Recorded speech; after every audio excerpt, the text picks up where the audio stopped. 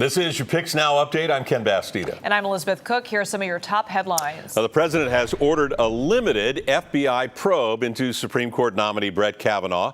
This comes at the request of Republican Senate leaders. Earlier today, in a contentious meeting, the Senate Judicial Committee voted to send the Kavanaugh nomination to the full Senate. Angelica Alvarez has more from Capitol Hill. The president has ordered an FBI supplemental background investigation into sexual assault allegations against his Supreme Court nominee Brett Kavanaugh. The order came at the Senate Judiciary Committee's request, one day after Kavanaugh and his accuser, Dr. Christine Blasey Ford, gave their testimonies. I thought her testimony was very compelling, and she looks like a very fine woman to me. Brett's testimony, likewise, was really something that I haven't seen before. It was incredible. Senator Jeff Flake, who helped the committee advance Kavanaugh's nomination to the full Senate, pushed for the investigation. I do think that we can have a short pause and make sure that the FBI can investigate. Earlier, protesters stopped him on an elevator, begging him to reconsider his support for Kavanaugh. And you're telling all women that they don't matter, that they should just stay quiet, because if they tell you what happened to them, you're going to ignore them. Flake's decision and vote afterwards caused confusion among Republicans and Democrats on the committee. This was kind of a surprise to all of us. I think I know what happened.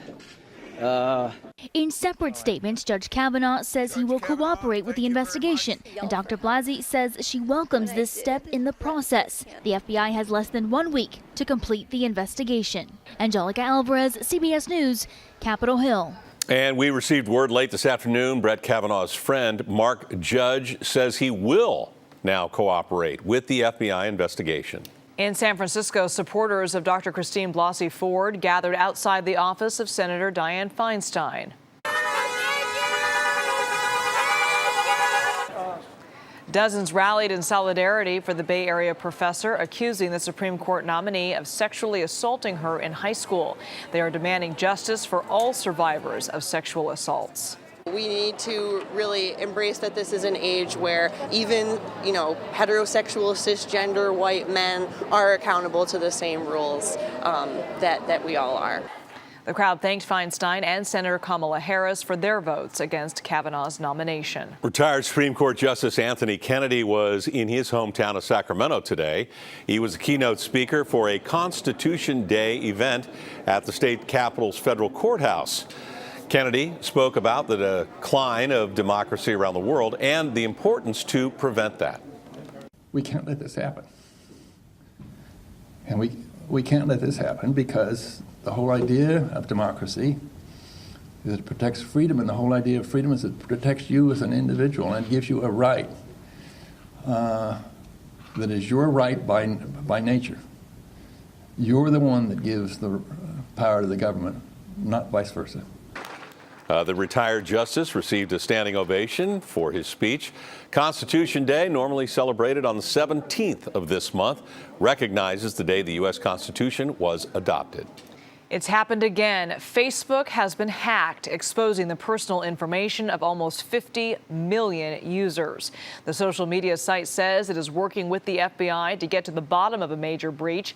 Facebook says hackers targeted the View As feature that lets people see what their profile looks like from the outside.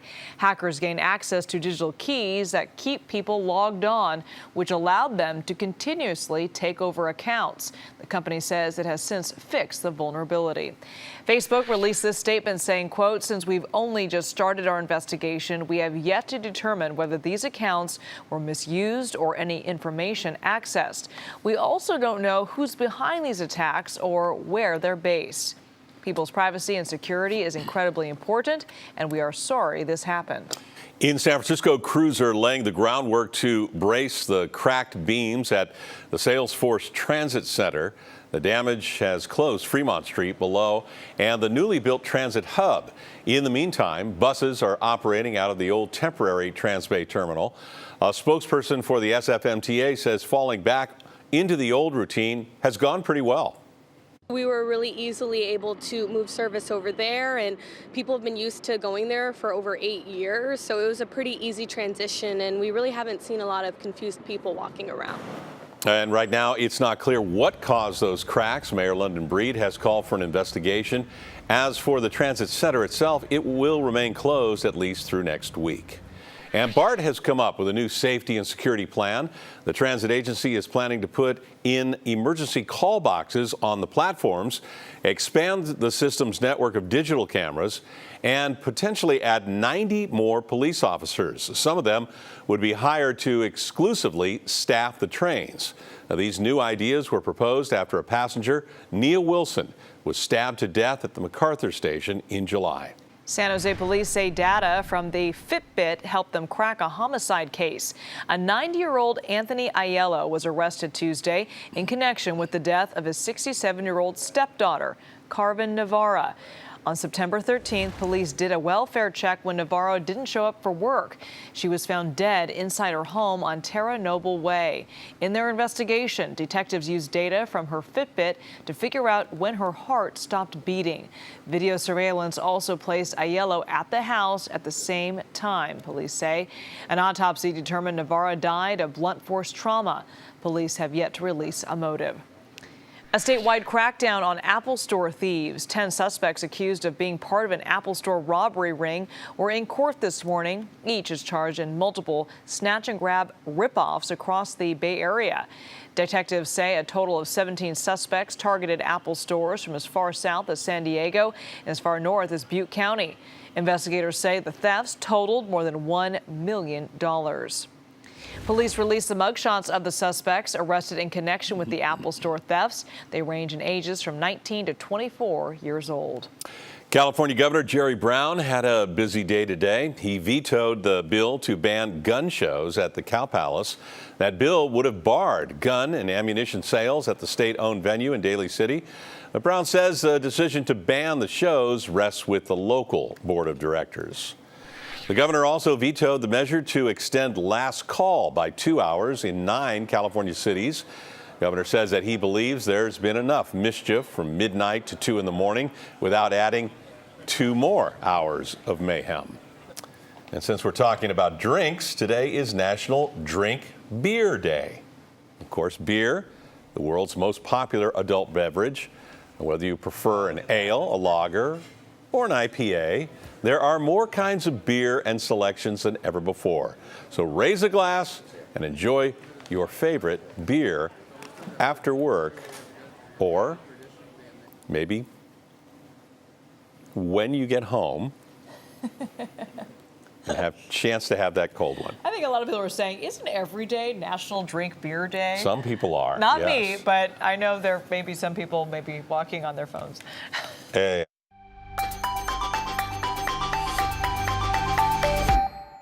Happy Friday, my Pixies.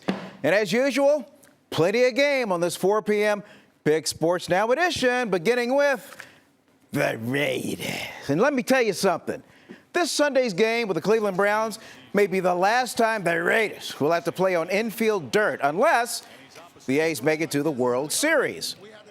Raiders will be on the road a lot, yet John Gruden says he'll be rooting for the A's in the postseason, and count him in as one of the few people who enjoys playing on the dirt.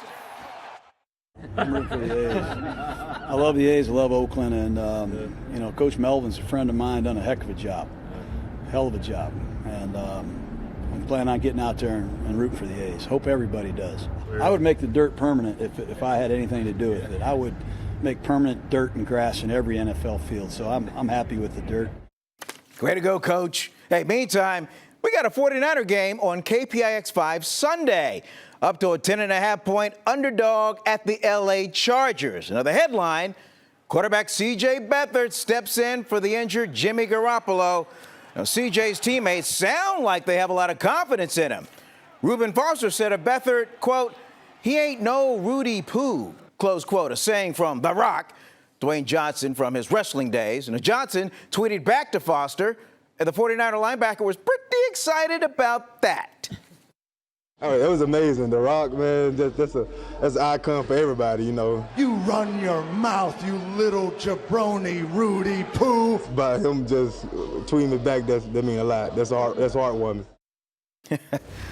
Hey, the glass cube is back on the Embarcadero, and that means the Net Suite Open is back. The best in professional squash, including Nathan Lake here, one of the top players in the field. The Englishman had me in the cube. Look at that. The heart rate went up, and the points didn't last long.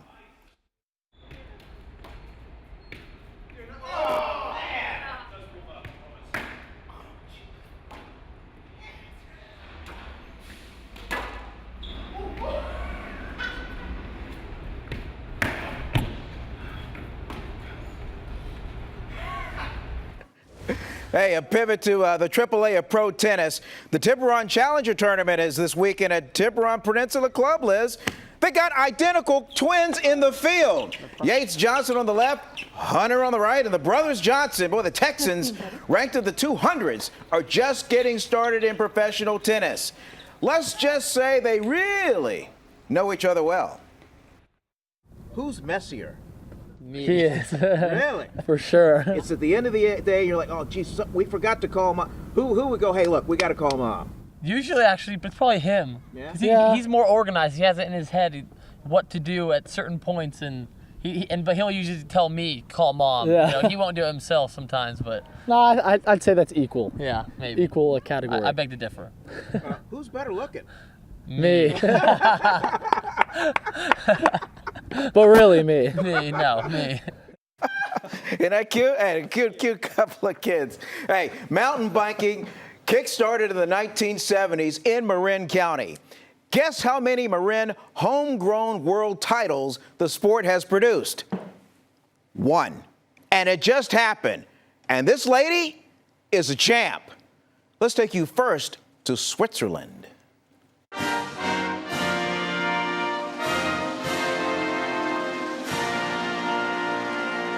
Kate Courtney, 22 years old and enjoying the view from the top of mountain biking.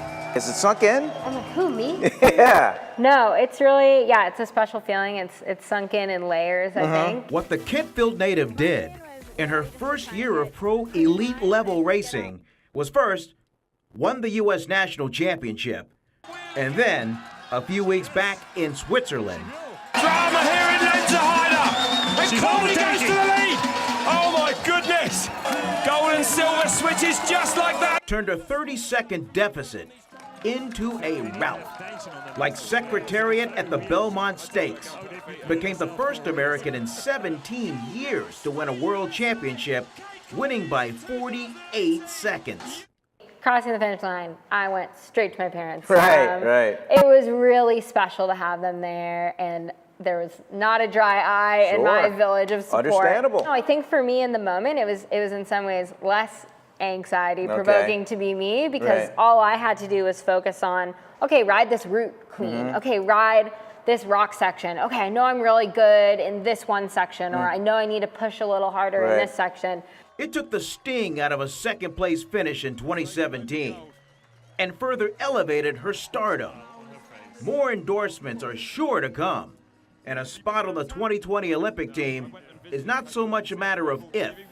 Branson School alum, Stanford graduate. It was fitting our interview was done a few miles from her home, the Marin Museum of Bicycling, and home of the Mountain Bike Hall of Fame in Fairfax, with her medal and coveted World Championship rainbow jersey still stained with champagne. You know, it's a reminder that on that one day when it all comes together, anything is possible. And so I'm excited to have that reminder literally on me all year.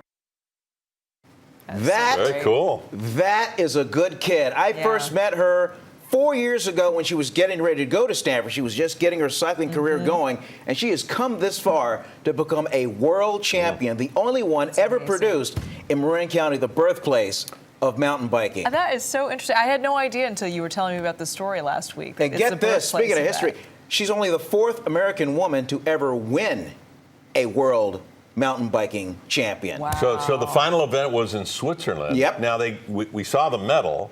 and the flowers, and then she had what looked like it's all about a that set of horns. Yeah, it's got the horns. But it also looked like they gave her a watch. They gave her a Swiss watch. She gets a watch. Oh, yeah, okay, cool. but the most coveted cool. thing is that rainbow jersey. I mean, that is one that they all want to wear, and she's the only one that's got it. Yeah. That's cool. What a Very great cool. story. $1 million smile, Congratulations. great personality. Boy, she's we'll look for her in Japan in 2020. A star for sure. Thanks for. Well, we stream our KPI X5 News at 5 o'clock every day on CBSSF.com, and we'll be back in less than 60 minutes. PIXNow News is sponsored by Chevron, proud to support STEM education in the Bay Area. Meet our STEM standout, Nicole Collins-Puri. TechBridge Girls is focusing on exciting, educating, and equipping girls to really see STEM as a vehicle to economic mobility and better life's chances. We're creating an environment that says, we see you, we hear you, and we understand your journey. Chevron and KPIX5 teaming up to support STEM education in the Bay Area.